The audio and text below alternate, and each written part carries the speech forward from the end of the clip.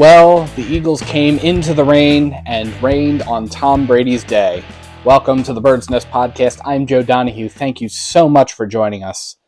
The Eagles pulled out their first victory of the season, downing the Patriots by a score of 25-20 in an ugly Sunday late afternoon game, and I'm not just talking about the weather. It's difficult to win in the NFL, and today's game was a real reminder of that. The Eagles did not do their best performance over the course of the game. And while the Eagles came away with a victory today, there's a lot of work that still needs to be done if the Eagles are going to have an awesome season like what many fans are expecting. So let's talk about this Eagles game and what happened. And the game really started off great for the Eagles. They were able to drive down the field for the most part, especially throughout the first quarter, absent a few errors that were wiped away by penalties. Notably, Hurts fumbled a snap that was wiped away by an offsides penalty, and Hurts would later be sacked in the quarter for a loss of 4, but that was wiped out by a defensive holding penalty. So the Eagles really benefited from a solid performance in the first quarter and a few key Patriots mistakes that occurred very early on. And the Eagles were able to drive down the field predominantly on the hands of Kenny Gainwell, who had the bulk of the run game over the course of the game today. Gainwell was the main ball carrier throughout the game. He rushed 14 yards for 54 yards. His longest rush was 16 yards. The first quarter was where the defense really shone too. The team was able to hold the Patriots to 0 points in the first quarter. And on the Patriots' first drive, Mac Jones threw the ball to Kendrick Bourne that was deflected into the hands of Darius Slay, which delivered the first pick 6 of the season. And this was something that got everybody excited. Huge momentum shifter in the Eagles' favor very early. Had echoes of everything that we needed. The very next drive, the ball was handed off to Ezekiel Elliott, who signed with the Patriots this offseason. Zeke proceeded to fumble the ball, and new Eagle Zach Cunningham came up with the recovery. So these were 2 solid showings by the Eagles defense that got the game started on the right foot. But once the second quarter came around and people started to settle into how things were going and the Patriots were able to get worked out some of those early game errors, the Eagles became uncharacteristically dormant. The Eagles and Patriots traded 3-and-outs throughout the second quarter until the Patriots started dialing up some no-huddle, up-tempo offenses. The Eagles didn't really have an answer to those up-tempo offenses. They couldn't get the defense to adjust to it, and the offense really didn't have answers to it at all. They continued to do their 3-and-outs. So the Patriots were able to score 2 unanswered touchdowns at the end of the first half that brought the score to 16-14. The Eagles went into halftime with 4 3-and-outs in a row, which the previous season would have been absolutely unheard of. In the second half, the Eagles were able to get it back together and were able to get a few more points on the board. The only points in the third quarter came at the foot of Jake Elliott. But they couldn't ever drive the final nail into the coffin and left the Patriots with enough room to hang around until that final whistle. The Eagles' longest play of the game was a 23-yard catch by A.J. Brown in the fourth quarter. It was topped by another would-be 48-yard catch that was initially ruled as such until the Patriots challenged it and they reviewed the replay and found that A.J. Brown had actually bobbled the ball going out of bounds.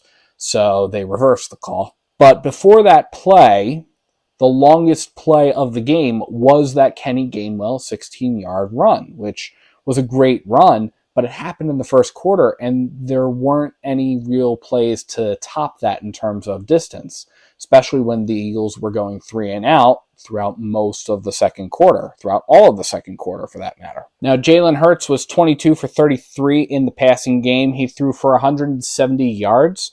He was sacked 3 times. That led to an 89.2 passer rating. He also ran 9 times for 37 yards. Hurts did have 1 passing touchdown over the course of the game, but at times it seemed like Hurts had to be reminded that he had all-star receivers like A.J. Brown, Devontae Smith, and Dallas Goedert. usually some of his favorites. Now, Goddard was wide open a few times on a couple of plays, and Hurts just didn't see him or otherwise couldn't get to him. So Goddard had 0 targets going into the fourth quarter. Now, when Goddard did see the ball, he did make a critical drop, so he does not have any receptions over the course of this game. He only has 1 official target. So this was not Dallas Goedert's best performance. A.J. Brown rallied to get 7 catches for 79 yards, and Devontae Smith got 7 catches of his own for 47 yards. He had the Eagles' only passing touchdown. Both of those two were targeted 10 times over the course of the game, but for a while, Brown, Smith, and Goddard had the same number of targets as Kenny Gainwell, Quez Watkins, and DeAndre Swift. And this is not generally a good thing for the passing game when your star receivers are not getting as many targets as guys who are really there to just offer additional weapons and additional outlets there. Bill Belichick is notorious for being able to isolate out the Eagles' biggest threat, and really any opponent's biggest threat. That's one of the reasons why he's been in the NFL for so long and been a head coach for so long. He is really good at identifying and isolating that, and for a while, that was what was happening with those 3 star receivers there. Defensively, the Eagles allowed Mac Jones to have his 5th 300-yard passing game of his career. Mac Jones went 35 for 54 in passing attempts. He had 3 passing touchdowns with 1 interception. The Eagles were able to clamp down on the run game, allowing just 76 yards on the ground among Jones and the 3 running backs on the Patriots. Special teams did allow a 43-yard punt return by the Patriots in a continued show of how lackluster the special teams unit's performance is. A lot of the same special teams pieces were kept, including the special teams coordinator. Special teams was the Eagles' weakest area of the 3 offense, defense, and special teams. Special teams was the weakest link in the previous season. And keeping special teams coordinator Michael Clay on, hopefully he might have learned something from the previous season, but today's performance did not instill much hope about that occurring. The Eagles only had 7 hits on the quarterback in this game. All of them came in the second half. And we talked about the Slay pick 6 already, but Slay should have had another pick late in the game when he was caught off the receiver deep, but he raced back. And that was something that was really, really special. Even though Slay couldn't pull the pick in, it was off of his hands. He was pulling it in and then it kind of bounced off of his face mask and out of bounds. But the fact that Slay was able to make the adjustment from seeing that he was caught off of the targeted receiver to be able to run back to the sideline and be able to get himself into a position where he could break the pass up, potentially grab the interception. That was a huge play, and I was really impressed by that when I saw it. So, mad props to Slay there. Now, the Eagles' defense wasn't really all that loud, but when they needed to, the Eagles' defense did step up. Notably, the Eagles didn't have any sacks on the quarterback going into the fourth quarter, but in the fourth quarter, they had 2. The first was on the penultimate drive for the Patriots when Josh Sweat and Jordan Davis combined for a sack that was critical because it caused the Patriots to lose 7 yards and get knocked out of field goal range. Jalen Carter in his rookie debut also had a strong sack in the final drive of the game where he was able to get Mac Jones and force him into a 3rd and 2 sticks, 3rd and 13 situation instead of a 3rd and short situation that very easily could have happened if Carter doesn't get there. So, huge props to Carter in that regard. And yet at the same time, the Eagles front 4 needs to get a little bit more push. The Eagles front 4 needs to figure out, okay, how are we going to get more pressure on the quarterback? Now, admittedly, the Eagles are facing better teams this year than they were last year, but that doesn't change the fact that the Eagles do need to improve in that domain. If there was a game ball to give out, I'd probably be giving it to Jake Elliott.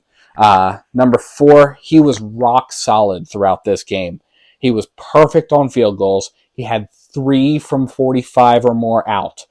One of them did clang off of the left upright before it bounced in, but it still counted, so that's good, and it certainly had the distance to have been good for probably about 60. He missed an extra point in the first quarter that did keep the team from going up 17-0, but overall, Jake Elliott was exceptional as a kicker, and without him, we're definitely singing a very different tune, because without him, the Eagles don't have nearly as many of the scores as they do. The Eagles got 2 touchdowns, so most of the Eagles' scoring was on field goals. On the punter end, as was announced over the weekend and basically confirmed by Michael Clay on Thursday, the Eagles did activate Aaron Siposs from the practice squad. He has 2 more activations remaining. Aaron Siposs was lackluster as a punter and certainly leaves Eagles fans wondering how things are going with the punter auditions that are ongoing.